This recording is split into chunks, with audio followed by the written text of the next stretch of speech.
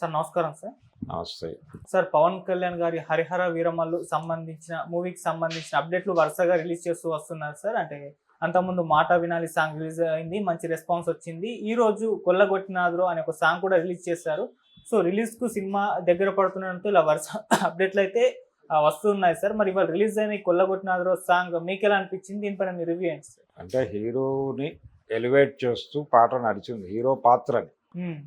Hero పాత్రని elevate చేయడంతో పాటు ఈ సినిమాలో హీరోయిన్కి హీరో గారికి మొదటి కలయిక, అంటే ఒకళ్ళనొకళ్ళు చూసుకోవడం అనే సందర్భం కూడా ఈ పాటలోనే ఉన్నట్టుగా మనకి అర్థమైంది. ఓకే. ఏది ఈ సినిమాలో హీరోయిన్గా చేస్తున్నటువంటి నటి, ఆవిడ పేరేమిటి? నిధి అగర్వాల్. నిధి అగర్వాల్ పవన్ కళ్యాణ్ ఎదురైనటువంటి సందర్భం కూడా ఈ పాటలోనే అన్నట్టుగా చిత్రీకరణ కనిపించింది. ఇది ఒక రకంగా ఈ జనరేషన్కి, అంటే ఉన్నటువంటి మూడ్కి కనెక్ట్ అయ్యేటువంటి సినిమాగా ఆయన బలంగా భావిస్తున్నాడు ప్రొడ్యూసర్ గారు. తొందరగా ఈ సినిమాని రిలీజ్ చేయాలి అనేటువంటి ఆతృతలో ఉన్నాడు. ఎందుకంటే చావా సినిమా ఒక మూడ్ క్రియేట్ చేసింది. ఆ మూడ్ మీద ఈ సినిమా రిలీజ్ అయిపోవాలనుకుంటున్నాడు ఆయన. అందుకని తను నిర్ణయించుకున్నటువంటి డేట్ ఏదైతే ఉందో మార్చి 28, ఆ డేట్కి సినిమాని రిలీజ్ చేసేయాలని ట్రై చేస్తున్నాడు.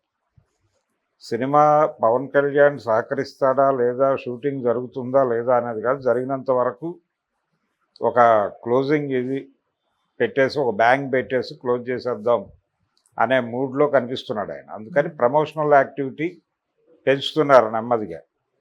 ఇది హీరోని ఎలివేట్ చేయడం కోసం చంద్రబోస్తో రాయించారు. కీరవాణి గారు ఆయనదైన పద్ధతిలో ఆయన ట్యూన్ చేశాడు. అలాగే ఈ పాటని మంగ్లీతో పాడించారు. అంటే ఈ మధ్యకాలంలో ఇలాంటి ఎమోషనల్ సాంగ్స్ అన్నీ ఆవిడే పాడుతోంది. ఆవిడతో పాటు సిప్లిగంజ్ కూడా ఉన్నాడు దీనిలో. తను ఉన్నాడు, అలాగే రమ్య బెహరా ఉంది, ఇంకొక గాయని కూడా ఉంది. మొత్తం 3-4 పాడారు. మనకి తెర మీద అనసూయ గారు కనిపించారు. ఆవిడతో పాటు పూజిత పొన్నాడ కూడా కనిపించింది తెర మీద. ఇలా మొత్తానికి ఇది ఒక డ్యాన్సు. పవన్ కళ్యాణ్ గారి స్టెప్పులు ఉన్నాయి దీనిలో. డ్యాన్స్ చాలా బాగా చేస్తాడు ఆయన న్యాచురల్గా. ఆయనకి ఒక ఫోక్ స్టైల్ అడాప్ట్ చేసుకున్నాడు ఆయన. ఆ ఫోక్ స్టైల్లోనే ఇందులో ఆ డ్యాన్స్ కూడా నడిచింది. ఆ మేరకు, అంటే ఇది ఇప్పుడు ఆయన బాడీ లాంగ్వేజ్ ప్రకారం చూస్తే ఇది చాలా కాలం అయింది తీసి అనేది అర్థమవుతోంది. అయితే ఇప్పుడు రివీల్ చేస్తున్నారు నెమ్మదిగా. ఇప్పుడు చేస్తున్నదంతా కూడా, అంటే యాక్చువల్గా సినిమా చాలా వరకు కంప్లీట్ అయిపోయింది. కొన్ని క్లోజ్ షాట్లు ఇలాంటివేవో కొన్ని బ్యాలెన్స్ ఉన్నట్టున్నాయి. వాటి మీద ఏదో మేనేజ్ చేస్తున్నారు ఇప్పుడు. అలాగే కొన్ని యాక్షన్ ఎపిసోడ్స్ ఏవో బ్యాలెన్స్ ఉన్నాయని చెప్తున్నారు. అవి కూడా ఆయన క్లోజప్స్ వరకు తీసేసి మిగిలిందంతా వాళ్ళ స్టైల్లో వాళ్ళు తీసేస్తున్నారు. అంటే పవన్ కళ్యాణ్ లేకుండానే షూటింగ్ జరుగుతోంది అనేది మొన్న ఈ మధ్య వార్త వచ్చింది. తాడేపల్లిలోనే షూటింగ్ జరుగుతోంది. తాడేపల్లిలో వితౌట్ పవన్ కళ్యాణ్ షూటింగ్ అయిపోతుంది. కాబట్టి పవన్ కళ్యాణ్ 2 రోజులు కావాలా 4 రోజులు కావాలా అనేది పక్కన పెట్టేసి సినిమా రిలీజ్కి రెడీ అవుతోంది. నెమ్మదిగా ఈ పాటలు బయటకు పంపు చేస్తూ సినిమాకు ఒక మూడ్ క్రియేట్ చేస్తూ మధ్యలో నెమ్మదిగా వాళ్ళు ఈ టైం మూడ్కి కనెక్ట్ చేసే విధంగా ఔరంగజేబ్ క్యారెక్టర్ని కూడా రివీల్ చేసే ట్రైలరో టీజరో ఏదో ఉంటుంది. ఇక ప్రమోషనల్ యాక్టివిటీస్ మొదలవుతాయి. ఇది పాన్ ఇండియా సినిమా కాబట్టి అన్ని భాషల్లోనూ ఈవెంట్స్ ఎక్కడ చేస్తారు ఏంటి అనేది పొలిటికల్గా ఆయనకు ఒక పాన్ ఇండియా ఇమేజ్ అయితే వచ్చింది పవన్ కళ్యాణ్కి. ఆయన మోడీతో తరచూ కలుస్తున్నాడు, మాట్లాడుతున్నాడు. దీని తాలూకా సరంజామా అంతా, వార్తలు, వ్యవహారాలు ఇవన్నీ నేషనల్ మీడియాలో కవర్ అవుతున్నాయి. ఆయన ఆంధ్రప్రదేశ్లో జగన్ ఏతర ప్రభుత్వం ఏర్పాటు కావడంలో ఆయన కీలక పాత్ర పోషించాడు అనేది కూడా జాతీయ పత్రికలు గట్టిగానే ప్రజల్లోకి తీసుకెళ్ళినాయి. సో పవన్ కళ్యాణ్ అనేవాడు ఇప్పుడు కేవలం స్టేట్ ఫిగర్ కాదు, నేషనల్ ఫిగర్గా మారాడు. కాబట్టి ఈ మారిన క్రమాన్ని ఒకటి ఆ మార్కెట్ని సినిమాకి అనుకూలంగా వాడుకోవాలనే వ్యూహం ఒకటి. రెండోది ఏంటంటే ఇప్పుడున్నటువంటి మూడ్కి ఈ ఔరంగజేబ్ కాన్ఫ్లిక్టు, రెండోది ఇది గోల్కొండ నవాబుల కాలంలో జరిగినటువంటి కథ అని చెప్తున్నారు. ఇది కల్పితమే, అంటే ఇది ఉంది అని చెప్పలేము. రెండు చారిత్రకంగా ఉన్నటువంటి 2 ఎపిసోడ్స్ తీసుకున్నాడు ఆయన, 2 ఎలిమెంట్స్. ఒకటి గోల్కొండ నవాబుల కాలము, ఒకటేమో మొఘల్ చక్రవర్తులు పరిపాలిస్తున్న కాలం. ఈ టైంలో జరిగినటువంటి ఒక కల్పిత గాథ. సర్దార్ పాపారాయుడు సినిమా కూడా అలాగే డిజైన్ చేశాడు దాసరి గారు. బ్రిటిష్ జమానాలో జరిగినటువంటి ఒక తిరుగుబాటుగా దాన్ని చిత్రీకరిస్తూ, బ్రిటిషు ప్రభుత్వము ఉంది, ఇక్కడ తిరుగుబాట్లు జరిగాయి, కానీ ఆయన చెప్పినటువంటి సర్దార్ పాపారాయుడు అనేటువంటి పాత్ర కల్పితం. ఆ పాత్ర తాలూకా ఎమోషన్స్, అది స్వతంత్రం వచ్చిన తర్వాత కూడా ఆ క్యారెక్టర్ కొనసాగటం, స్వతంత్రం వచ్చిన తర్వాత కూడా ఆ రోజున ఎవరైతే దుర్మార్గులు ఉన్నారో వాళ్ళే కొనసాగుతున్నారు రాజకీయ నాయకులుగా అని ఒక ఇంట్రెస్టింగ్ పాయింట్ మీద కథను నడిపి సినిమాని హిట్ చేశారు.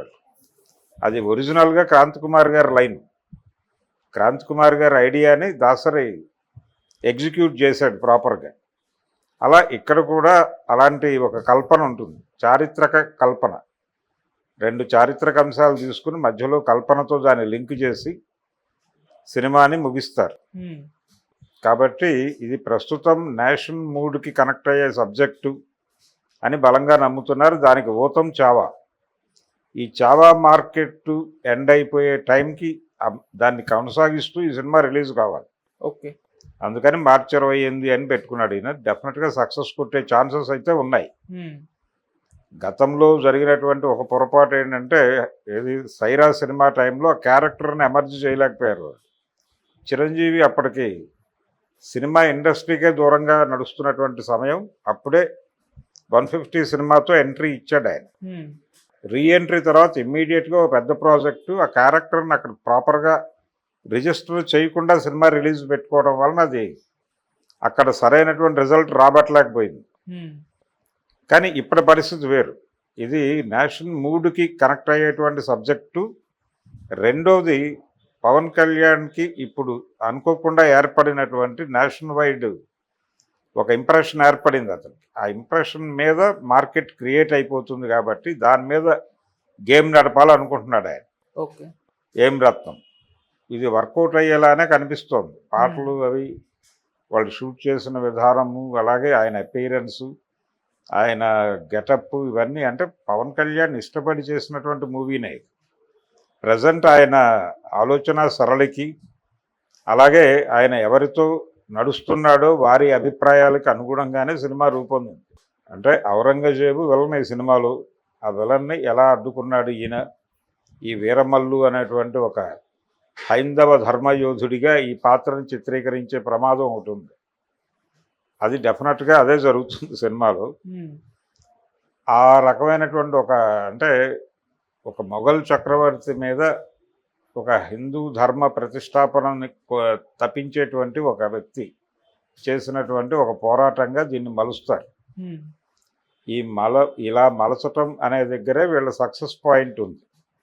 వీళ్ళకున్నటువంటి దాన్ని సెల్లింగ్ పాయింట్ అంటారు. ఆ సెల్లింగ్ పాయింట్ అదే.